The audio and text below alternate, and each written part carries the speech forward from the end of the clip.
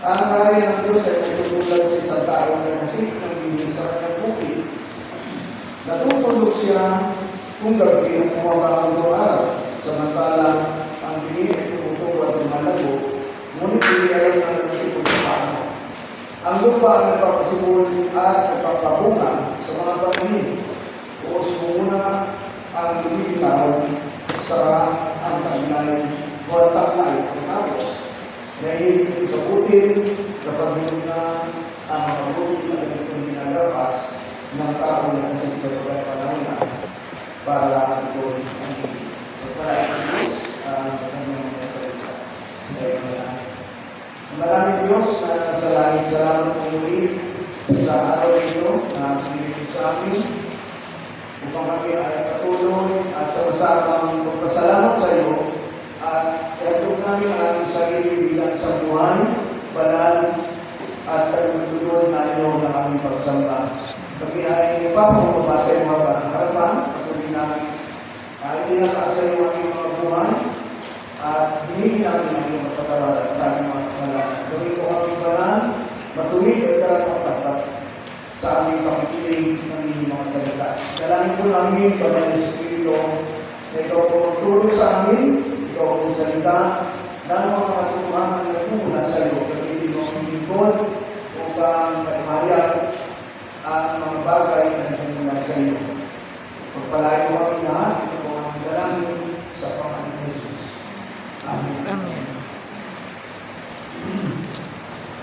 Ang ating pag-aralan ay mga ay tungkol sa kaharian ng Diyos. Yung pinag-aralan natin ay nasa Sunday School about heaven. And today, we will study about the kingdom of God. Ano ba yung kaharian ng Diyos?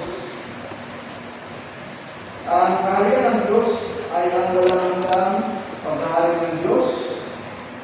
Ang kaharian na ang kalooban ng Diyos ang matutupad. So yun yung ibig sabihin ng kingdom of God.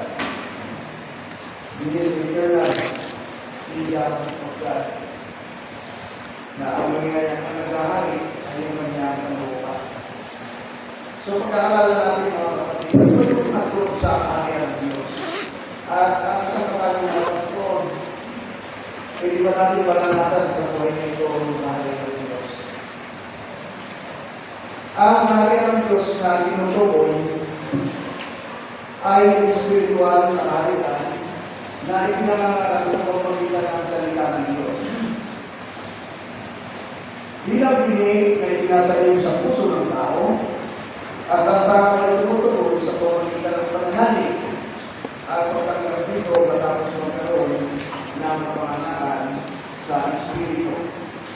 So, ngayon yung ngayon po yung tinutukoy na kaharian ng Diyos. Kung mapapansin natin, from the beginning of Christ's ministry, ito yung unang mga talata na kanyang pinahayag kung saan kanyang pangaral. Sabi noon,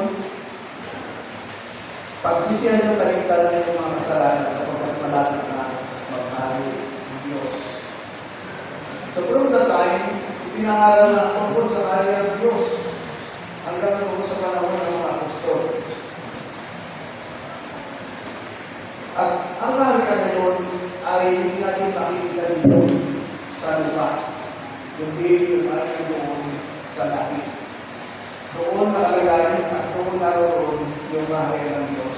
Doon sa langit. Doon na doon sinabi sa ating pinag-aralan. The kingdom of God is in the heaven. Doon sa pinakamataas na lugar ng palagilan. Saan ka ba natin mailangalutulan ang kaharian ng Diyos? Where the kingdom of God looks like. Kaya natin pwedeng hambing o ihalitulan. Sabi ko sa ating teksto, ang una, tulad ng magsasakal na gasip ng pili sa lupa. Number 1, sabi ko sa verse 26, tulad ng magsasakal na nagasip ng pili sa lupa. paalala sa inyo mga kapatid that Christ preaching about the kingdom of God is very impossible to understand. Talagang imposible maintindihan ng mga tao kahit sa panahon natin ngayon. Kasi wala kang makikita na paglalarawan ng kaharian ng Diyos. Kaya naman, ang ginawa ng Panginoon sa Kristo, siya ay nagbigay ng mga buhay na halimbawa na nakikita ng tao, nararamdaman ng tao, nararanasan ng tao, para sa gayon ay mailarawan kung ano nga ba talaga yung kaharian ng Diyos. Dito, ang una niyang ipinakita, pero magparami siya ng mga talinghaga o mga parabola na ginamit para ilarawan yung kaharian ng Diyos. At isa ito na ating mga Kristo ng umaga ang maglalarawan kung ano ba ang klase ng kaharian ng Diyos. Ang magsasaka ay tumutukoy kay Kristo na siyang nagkasip ng pananampalataya sa puso ng tao sa pamamagitan ng pagpapahayag ng mabuting balita tungkol sa kaharian ng Diyos.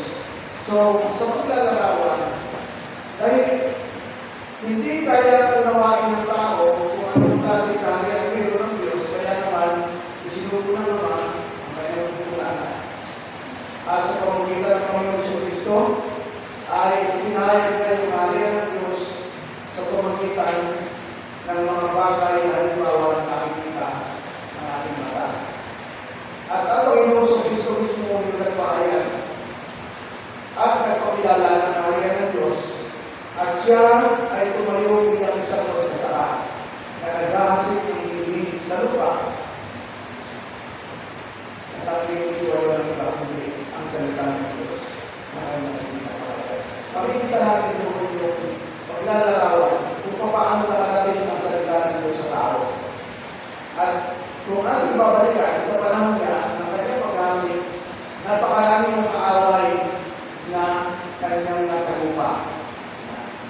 Yung mga nunong kautusan, yung mga pariseyo, yung mga saduseyo, at maging yung kanyang mga kapwa-hulo na kumapalawan sa kanya sapagkat hindi sila naniniwala tungkol sa pinapahayag ng kaharian ng Diyos.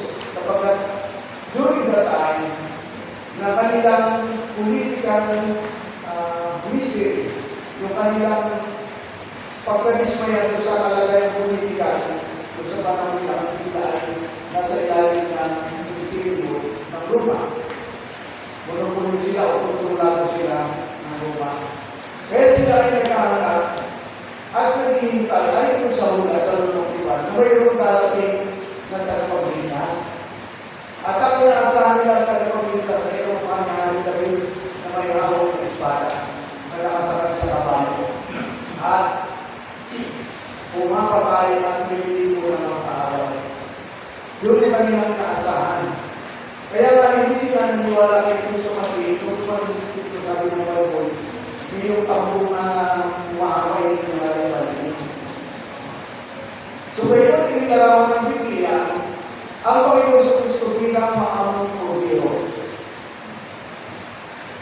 na puno-puno ng pagpapakumbaba.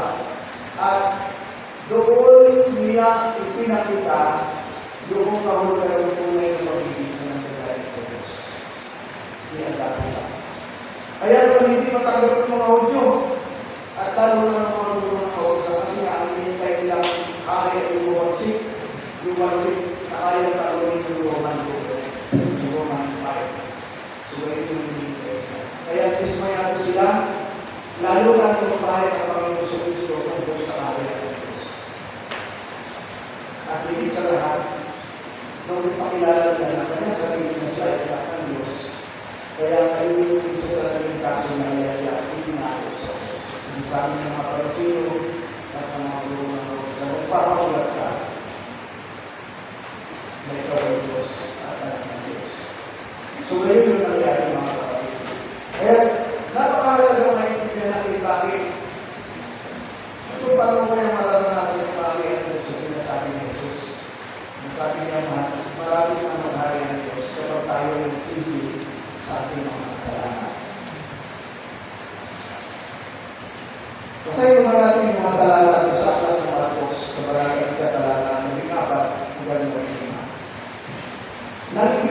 si Juan, nagpunta si Jesus sa Galilea, pinangalan doon ang magandang balita mula sa Diyos. Sinabi niya, dumating na ang tapat panahon, malapit na maghari ang Diyos, kaya magsisi na kayo palikuran ng inyong mga kasalanan. Pinaniwalaan niyo ang magandang balita.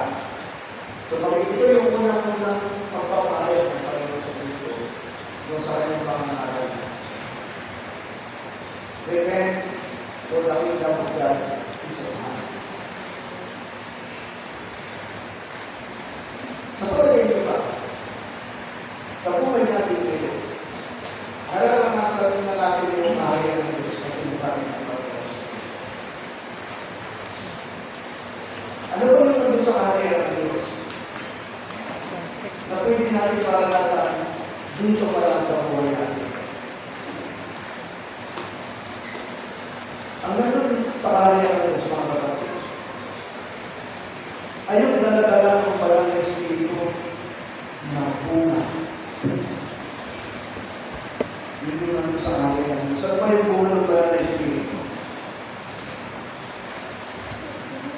Siya yung bunga na yun ng parang Espiritu. Sabi mo,